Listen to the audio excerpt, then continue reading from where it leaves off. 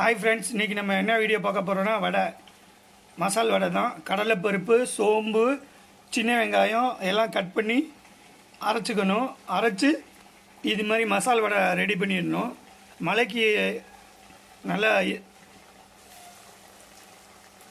மலைக்கு சாப்பிட்றதுக்கு தொட்டுக்கைக்கு நல்ல டிஷ்ஷு. ஒரு 10 நிமிஷம்தான் ஆகும் இது ரெடி பண்ண. நீங்கள் மலைக்கு என்ன டிஷ்ஷு செஞ்சு குழந்தைங்களுக்கு தருவீங்கன்னு எனக்கு கமெண்ட் பண்ணுங்கள்.